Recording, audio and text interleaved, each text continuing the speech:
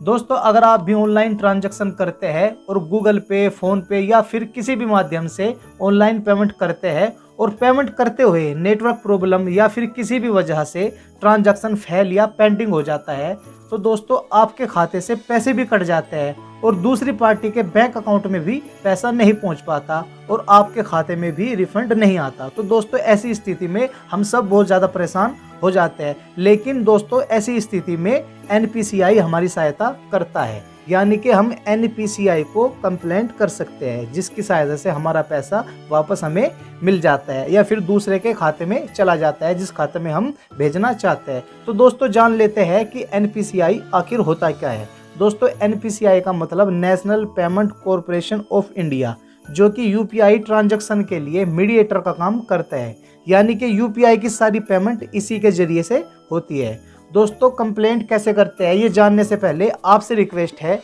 कि हमारे YouTube channel टॉपनट technical को सब्सक्राइब करना मत भूलना और बेल आइकन को भी प्रेस कर देना, क्योंकि मैं ऐसी ही हेल्पफुल वीडियो लाता रहता हूँ। तो दोस्तों चलिए शुरू करते हैं। तो दोस्तों हम आ गए हैं क्रोम ब्राउज़र में और सबसे पहले जान लेते हैं कि एनपीसीआई से कंप्लेंट करते कैसे हैं। तो दोस्तों एनपीसीआई में कंप्लेंट करने के लिए सबसे पहले हम सर्च कर लेते हैं www.npci.org.in। तो दोस्तों जैसे हम इसको सर्च करते हैं तो सर्च करने के बाद कुछ इस तरह का इंटरफेस हमारे सामने आ जाता है। आप ये जो साइड में देख रहे हैं लेफ्ट साइड में 3 लाइन, आप इस पर क्लिक करोगे। जैसे आप इस पर क्लिक करते हो तो बहुत सारे ऑप्शन खुलकर हमारे सामने आ जाते हैं और जो लास्ट में आपको दिखाई दे रहा है गेट इन टच, हम इस पर भी क्लिक कर लेते हैं। इस पर क्लिक करने के बाद एक फॉर्म खुलकर हमारे सामने आ जाता है। दोस्तों इस फॉर्म को ही हमें भरना है, ये फॉर्म ही जो है मेन है। तो दोस्तों आपको शुरू में दिख रहा है नेम, आप इसमें सिंपली से अपना नाम भर लोगे। नीचे आपको ईमेल आईडी का ऑप्शन दिखाई दे रहा है, इसमें आप ईमेल आईडी भर लोगे। फिर आप इसमें कॉन्टैक्ट डाल लोगे, आपका जो भी कॉन्टैक्ट है। और उसके बाद ऑप्शन आता है दोस्तों सब्जेक्ट का, यानी कि आपका जो पेमेंट कटा है वो किस सब्जेक्ट से रिलेटेड था। तो जैसे दोस्तों हम इस पर क्लिक करेंगे तो बहुत सारे सब्जेक्ट खुलकर हमारे सामने आ जाते हैं, यानी कि APBS आधार पेमेंट, जिससे भी आपने पेमेंट करा है उस सारी लिस्ट हमारे सामने खुलकर आ जाते हैं। जैसे डीबीटी के माध्यम से अगर कोई रिलेटेड इशू है या फाइनेंशियल इशू है या IMPS है या बहुत सारे।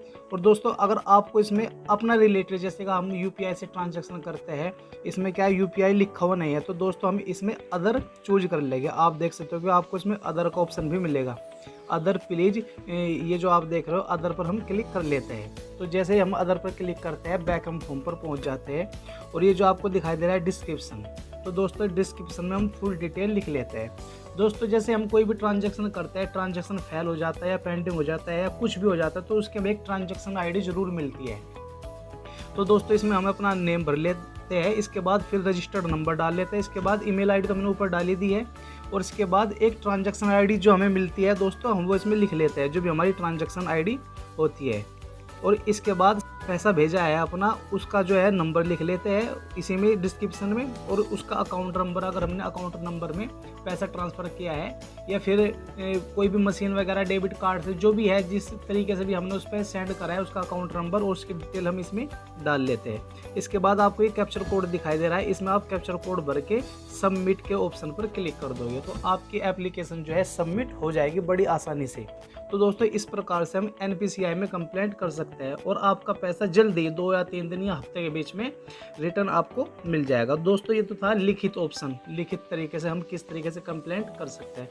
दोस्तों आपको ये कंप्लेंट नंबर भी दिखाई दिया होगा, भीम हेल्पलाइन। दोस्तों आप इस पर भी फ़ोन मिला के अपनी कंप्लेंट दर्ज करवा सकते हैं। इसी तरीके से इसमें भी आपसे पूछा जाएगा, आप उसमें अपनी डिटेल सारी बता दोगे, भर दोगे, तो आपकी कंप्लेंट इसमें भी दर्ज हो जाएगी।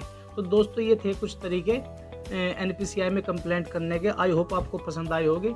दोस्तों अगर ये वीडियो आपको पसंद आई है तो इस वीडियो को लाइक करना, शेयर करना और अगर आपका कुछ भी सवाल है तो कमेंट बॉक्स में जाकर जरूर पूछना।